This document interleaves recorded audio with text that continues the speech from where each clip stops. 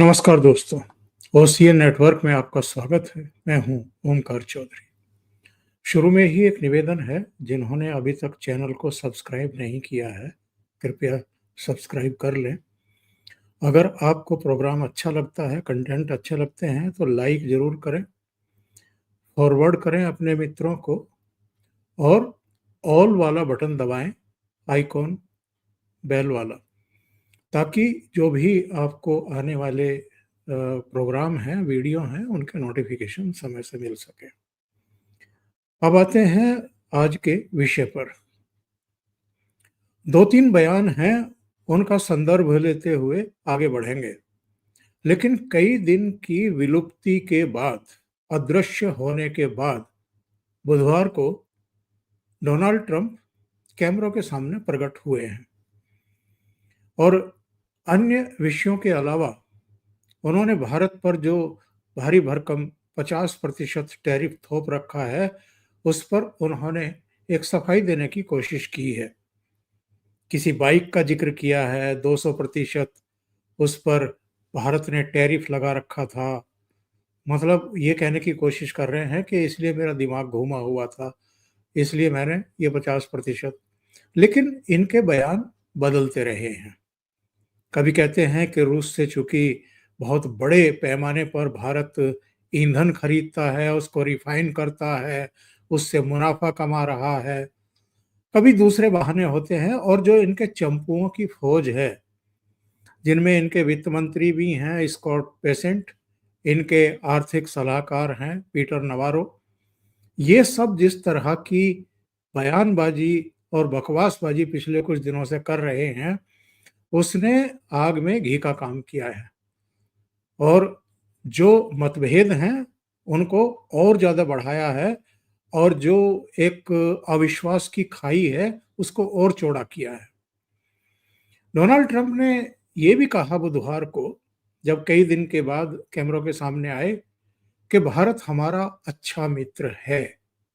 चलो ये बोल उनके मुंह से फूटे तो सही, वरना पिछले कुछ समय से तो वो लगातार धमकियों वाली भाषा से ही भारत को डराने की कोशिश कर रहे थे और उनके चंपू भी, जिनका मैंने नाम लिया है, ये तरीके से अभी हाल में जब प्रधानमंत्री नरेंद्र मोदी चीन की यात्रा पर गए, जापान की यात्रा खत्म करके, वहां चूंकि बायलैटरल टॉक्स हुई हैं चीन के राष्ट्रपति शी जिनपिंग के साथ भी और रूस के राष्ट्रपति व्लादिमीर पुतिन के साथ भी, तो उन्होंने कहा कि पीटर नवारो ने कहा कि हमें यकीन नहीं हो रहा है कि प्रधानमंत्री नरेंद्र मोदी उस चीन के साथ जाकर के बातचीत करेंगे जो भारत को धोखे देता रहा है, जो घुसपैठ करता रहा है, जो जमीन हड़पने की कोशिश करता रहता है।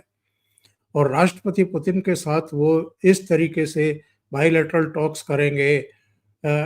जिस तरह की बॉडी लैंग्वेज दिखाई दे रही थी जब तीनों मिल रहे थे, प्रधानमंत्री मोदी, राष्ट्रपति पुतिन और शी जिनपिंग, तो वो बहुत ही उन्मुक्त थे, टेंशन रहित थे और हंसी मजाक करते हुए दिखाई दिए। जो विजुअल्स सामने आए तो अमेरिका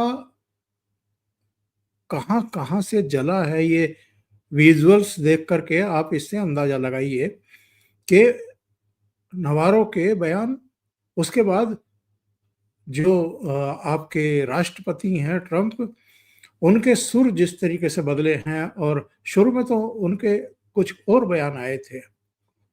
उन्होंने कहा था कि साहब, व्यापार असंतुलन था, भारत एक तरफा व्यापार कर रहा था और हमारे सामान भारत में कम जा रहे थे।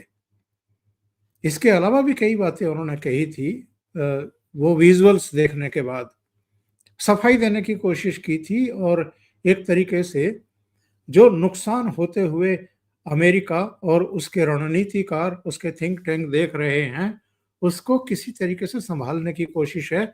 और जो कदम इनकी तरफ से उठाए गए थे, मतलब जो धमकियां दी जा रही थी, 50% का टैरिफ थोपा गया था, उसको जस्टिफाइड करने की कोशिश कर रहे थे।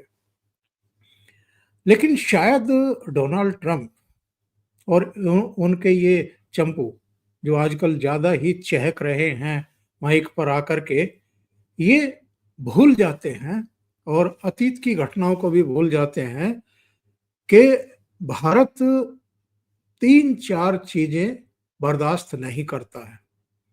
नंबर एक, किसी के द्वारा किया गया अपमान।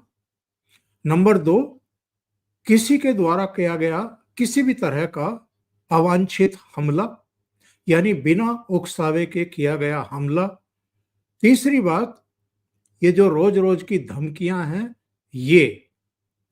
और चौथे, भारत को कोई अपने हिसाब से मोल्ड नहीं कर सकता, कोई हमारी कनपटी पर रिवॉल्वर बंदूक रख करके हमसे कहीं साइन नहीं करवा सकता, हमारे राष्ट्रीय हितों की अनदेखी करके एक तरफा हमसे व्यापार नहीं कर सकता। पीयूष गोयल का एक बयान आया है एक दिन पहले ही, जब हम बात कर रहे हैं इससे पहले दिन, यानी मंगलवार को, और उन्होंने फिर स्पष्ट किया है। उन्होंने कहा है कि ये जो तारीखें तय कर दी जाती हैं अमेरिका के द्वारा कि 9 जुलाई से पहले ये कर लो, 1 अगस्त से पहले ये कर लो, ये आखिरी मौका है, वो उन्होंने कहा है कि भारत इसका आदी नहीं है। यानी आप टाइम फ्रेम में या डेडलाइन रख करके भारत पर प्रेशर नहीं बना सकते। भारत तब तक कोई समझौता नहीं करेगा, तब तक किसी भी व्यापार समझौते पर सिग्नेचर नहीं करेगा, जब तक के वो पूरी तरह संतुलित ना हो और हमारे राष्ट्रीय हितों के अनुरूप हो, उसके प्रतिकूल ना हो। अगर अनुरूप है तो हमें कोई दिक्कत नहीं है, लेकिन अगर आप चाहें कि किन्हीं खास क्षेत्रों में भारत आपको घुसने की इजाजत दे दे, ये नहीं होगा। और केवल जो भारत की तरफ से, प्रधानमंत्री नरेंद्र मोदी की तरफ से जो एक रुख अख्तियार किया गया है, एक दिशा तय कर ली गई है और संकेत भी दे दिए गए हैं डोनाल्ड ट्रंप को, और कई कारण हैं उसके। प्रधानमंत्री नरेंद्र मोदी की सख्ती के कई कारण हैं। जो ये खबरें आ रही थी कि डोनाल्ड ट्रंप ने 4 बार फोन कॉल किए हैं अलग अलग समय पर और प्रधानमंत्री ने उनको रिसीव नहीं किया है, इसका ना तो नई दिल्ली से कोई खंडन हुआ है, ना अभी तक वॉशिंगटन से खंडन हुआ है। इसका मतलब ये है कि ये घटना बिल्कुल 100% सही है कि अभी तक भी इसका कोई खंडन नहीं हुआ है। इसका मतलब डोनाल्ड ट्रंप को जो उन्होंने हिमाकत की थी 50% टैरिफ थोप करके, उसके कितने बुरे असर अब हो रहे हैं या होने वाले हैं, इसका उनको एहसास हो चुका था। और चूंकि अमेरिका में भी उनके पूर्व एनएसए भी और दूसरे तमाम जानकार भी और बड़े पॉलिटिशियन, अर्थवेत्ता जो रक्षा सुरक्षा से जुड़े हुए इनके थिंक टैंक हैं, वो चिंता जाहिर कर चुके हैं कि पिछले 2.5 दशक में अमेरिका के अलग अलग राष्ट्रपतियों ने, अलग अलग सरकारों ने भारत को रणनीतिक और सामरिक तौर पर जो साझेदार बनाने की कोशिश की थी प्रशांत और हिंद महासागर में, इस पूरे खित्ते में, इलाके में, उसको मटिया-मेट कर दिया है कुछ ही महीने में डोनाल्ड ट्रंप ने अपनी गलत नीतियों की वजह से, गलत फैसलों की वजह से। और कुछ लोग तो अब खुल करके कहना शुरू कर चुके हैं कि चूंकि पाकिस्तान से इन्हें दबी छिपी एक व्यापारिक डील करनी थी अपने परिवार के लिए, तो पाकिस्तान से वो डील करने के चक्कर में भारत के साथ जो अमेरिका के रिश्ते बने थे पिछले 2-2.5 दशक में, उसको इन्होंने डिस्ट्रॉय करके रख दिया है, उनको मिट्टी में मिला करके रख दिया है। डोनाल्ड ट्रंप कई तरह की मुश्किलों से इस समय घिरते हुए दिखाई दे रहे हैं। भाई ब्राजील आंख दिखा चुका है, रूस उसके साथ नहीं है, चीन भी उसके साथ नहीं है, अब भारत भी उसके साथ नहीं है। उधर जापान का एक प्रतिनिधिमंडल रवाना होने वाला था। प्रधानमंत्री जब जापान की यात्रा पर पहुंच रहे थे तो वो उन्होंने अपना प्रतिनिधिमंडल भी वॉशिंगटन जाने से रोक दिया। ऑस्ट्रेलिया की तरफ से बयान आ ही चुके हैं। दिसंबर में राष्ट्रपति पुतिन भारत के दौरे पर आ रहे हैं। प्रधानमंत्री नरेंद्र मोदी खुद जापान के बाद चीन के दौरे पर एससीओ की मीटिंग में जा ही चुके हैं और वहां की जो गतिविधियां हुई हैं, वहां के जो विजुअल्स आए हैं, उन्होंने ट्रंप की नींदें उड़ा करके रख दी हैं। ये सिचुएशन पैदा क्यों हुई है? क्या मुझे बताने की जरूरत है? फिर से क्या वो सब दोहराना ठीक होगा? आप सब जानते हैं कि डोनाल्ड ट्रंप ने कौन कौन सी बड़ी गलतियां की हैं, जिनकी वजह से भारत के प्रधानमंत्री नरेंद्र मोदी उनसे इतने नाराज हैं। भारत और पाकिस्तान के बीच में जो 4 दिन का युद्ध था, वो पहलगाम आतंकी हमले की वजह से था। पहलगाम में 26-27 हिंदुओं की पहचान करके, उनकी पेंटें खुलवा करके, उनके आई कार्ड देख करके और ये सुनिश्चित करके कि ये हिंदू हैं, उनको शूट किया गया था, उनकी हत्या की गई थी उनके परिवारों के सामने, उनके बच्चों, उनकी बीवियों के सामने। ये जेनोसाइड था। इसको अमेरिका ने शुरू में गंभीरता से लिया था, क्योंकि जब प्रधानमंत्री सऊदी अरब के दौरे पर थे 22 अप्रैल को जब ये घटना हुई, तो डोनाल्ड ट्रंप का भी उनके पास फोन आया था। उन्होंने इसमें सहानुभूति प्रकट की थी, साथ खड़े होने का उन्होंने आश्वासन दिया था। तो फिर गड़बड़ी कहां से हुई? गड़बड़ी ये हुई कि भारत ने अमेरिका को विश्वास में नहीं लिया, डोनाल्ड ट्रंप को ब्रीफ नहीं किया, जैसा कि उनके बाकी के एलाई करते हैं। और हम क्यों करें? हम कोई उनके उपनिवेश हैं या वो शहंशाह हैं इस दुनिया के? डोनाल्ड ट्रंप को ये बड़ा नागवार गुजरा होगा कि साहब मोदी जी ने मुझे बताया नहीं और पाकिस्तान के ऊपर अटैक कर दिया। तो ये कोई पहली बार है? भारत तो पहले भी पाकिस्तान को सबक सिखा चुका है। जब उड़ी हुआ था तो सर्जिकल स्ट्राइक, जब पुलवामा हुआ था तो एयर स्ट्राइक की थी, अभी पहलगाम में हरकत की है तो उसको सबक सिखाया। इन्होंने एक और बड़ी गलती ये की कि जब सीज फायर वहां के डीजीएमओ के रिक्वेस्ट पर हमने किया, तो इनको और जो हमारे दूसरे एलाई देश हैं, उनको भारत ने विश्वास में लेने के लिए, बताने के लिए फोन किया कि हम सीज फायर की तरफ जा रहे हैं और आज शाम को 5 बजे सीज फायर कर देंगे, क्योंकि पाकिस्तान की तरफ से रिक्वेस्ट आई।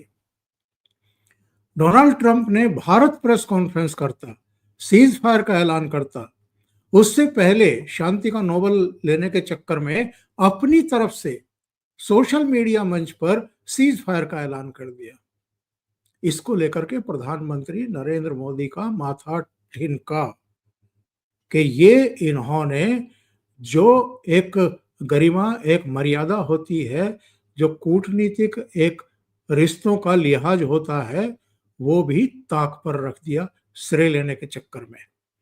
और इसके बाद भी इन्होंने पाकिस्तान को भारत के समकक्ष रख करके उसको पावरफुल बताया, भारत जितना पावरफुल बताया, उसके नेतृत्व को भारत जितना पावरफुल बताया। एक और बड़ी गलती, आसिम मुनीर को, जिनको हम पहलगाम हमले का जिम्मेदार मानते हैं, उनको व्हाइट हाउस बुला करके लंच पर अपने साथ बैठाया। आज तक कभी नहीं हुआ था कि व्हाइट हाउस में किसी सैन्य प्रमुख को, किसी देश के सैन्य प्रमुख को बुला करके लंच दिया गया हो। एक और इन्होंने उकसावे वाला बयान दिया, बल्कि अपमानजनक बयान दिया, जिसमें इन्होंने कहा था कि एक दिन ऐसा भी आएगा जब पाकिस्तान में तेल का इतना भंडार होगा कि भारत पाकिस्तान से तेल खरीदेगा। एक और बहुत अपमानजनक बयान इन्होंने दिया, अपमानित करने वाला, और एक तरीके से वो भारत की और प्रधानमंत्री नरेंद्र मोदी की भी गैरत को ललकारने वाला बयान था, जब इन्होंने कहा था कि भारत तो डेड इकोनॉमी है। उसके बाद तो ये तय हो गया था कि अब हम यूएस के साथ और डोनाल्ड ट्रंप के साथ तो चल ही नहीं सकते। जब तक ये राष्ट्रपति हैं तब तक भारत अब इनकी तरफ देखेगा, इसकी उम्मीद ही करना बिल्कुल फिजूल है, क्योंकि पिछले 11 साल में अगर किसी मोर्चे पर दिन रात लग करके सबसे ज्यादा काम हुआ है तो वो इकोनॉमी है। 11th पोजीशन से भारत आज दुनिया में 4th लार्जेस्ट इकोनॉमी के पायदान पर आ गया और बहुत जल्दी 3rd लार्जेस्ट इकोनॉमी बनने जा रहा है। तो ऐसे में डेड इकोनॉमी कहना ये भारत के लिए एक तरीके से बेहद अपमानजनक था। इन्होंने भारतीयों की गैरत को ललकारने की कोशिश की थी। इसके अलावा भी ऐसे इन्होंने बहुत सारे फैसले किए हैं जो भारत विरोधी थे, भारत को अपमानित करने वाले थे। जैसे वीजा नीति में इन्होंने संशोधन किए, जो पढ़ने के लिए छात्र जाते हैं, जो व्यापारी जाते हैं, उनके लिए मुश्किलें खड़ी कर दी। इसके अलावा इन्होंने जब अवैध रूप से डोंकी रूट से जो जाने वाले भारतीय थे, उनको हथकड़ी और पैरों में बेड़ियां डाल करके भारत भेजा, वो अपने आप में जो है बहुत ही आपत्तिजनक था। इसके अलावा इन्होंने कई ऐसे बयान, इनके चंपुओं ने कई ऐसे बयान दिए जिसकी वजह से ये खटास जो है वो लगातार बढ़ती चली गई। अब ये जो इनके पीटर नवारो हैं, इन्होंने कहा कि साहब ये बड़ा शर्मनाक है जी कि शी जिनपिंग के साथ और पुतिन के साथ जाकर के प्रधानमंत्री नरेंद्र मोदी मुलाकात कर रहे हैं, हंसी ठट्टा कर रहे हैं। क्यों भाई? अलास्का में अगर पुतिन को डोनाल्ड ट्रंप बुलाएं तो वो शर्मनाक नहीं है। 16,000 सैंक्शंस लगा रखी हैं अमेरिका ने और यूएन के द्वारा भी लगवाई गई हैं राष्ट्रपति पुतिन और उनके देश पर। इसके बावजूद अलास्का में रेड कारपेट किसने बिछाया था पुतिन के लिए? और अपनी ही गाड़ी में बैठा करके वहां से मीटिंग स्थल के लिए कौन लेकर के गया था? तब शर्म नहीं आई थी आपको? प्रधानमंत्री नरेंद्र मोदी अगर राष्ट्रपति पुतिन से मिलते हैं, चाहे मॉस्को जाकर के मिलें या वो नई दिल्ली आए या वो चीन में या वैश्विक मंचों पर जो अलग से मुलाकातें होती हैं वहां मुलाकात करें, तो आपके लिए शर्मनाक है। लेकिन पुतिन को बुला करके अलास्का में अगर डोनाल्ड ट्रंप बात करें तो वो शर्मनाक नहीं है आपके लिए। इसी तरीके से आप अगर चीन को रिलैक्सेशन दें, क्योंकि आपको रेयर अर्थ और दूसरी चीजें चीन से चाहिए होती हैं, अगर चीन ने हाथ खींच लिया तो आपका ताता थैया हो जाएगा उसी दिन। तो इसलिए आप चीन को रिलैक्सेशन देंगे और उनसे 1-1.5 घंटा बात करेंगे आपके राष्ट्रपति। लेकिन अगर हमारे प्रधानमंत्री शी जिनपिंग से जाकर के मिलते हैं, बाइलेटरल टॉक्स होती है और तीनों मिलकर के यानी रूस, भारत और चीन फिर से आरआईसी को पुनर्जीवित करते हैं, तो आपके पेट में दर्द होता है। तो ये सारी ऐसी चीजें हैं जिनकी वजह से भारत और अमेरिका के बीच में अविश्वास की खाई इन लोगों ने और ज्यादा चौड़ी कर दी है। और चूंकि ट्रंप ने एक तरफा, जिसकी पूरी दुनिया में निंदा हो रही है और अमेरिका में भी, अब तो इनकी अदालत ने ही ये कह दिया है कि जो ये इन्होंने टैरिफ वार शुरू कर रखी है और टैरिफ थोप रखा है, इनको हक ही नहीं है टैरिफ लगाने का। अब सुप्रीम कोर्ट जा रहे हैं उसके खिलाफ, उस अदालत के फैसले के खिलाफ। सुप्रीम कोर्ट से भी झटका अगर इनको लग गया तो ऐसा ना हो जाए कि राष्ट्रपति ट्रंप को अपने पद से ही इस्तीफा देना पड़े, क्योंकि इनके लिए बहुत शर्मनाक सिचुएशन होगी वो। तो अगर आप भारत की गैरत को ललकारेंगे तो भूल जाइए कि मोदी आपको कभी माफ करेंगे। अभी के लिए इतना ही। बहुत बहुत धन्यवाद। अगर आपको ये चैनल और इसके कंटेंट पसंद आ रहे हैं तो लाइक करें, कमेंट करें, वीडियो को शेयर भी करें। अभी तक अगर आपने ये चैनल सब्सक्राइब नहीं किया है तो सब्सक्राइब जरूर कर लें और बेल आइकॉन को दबा दें।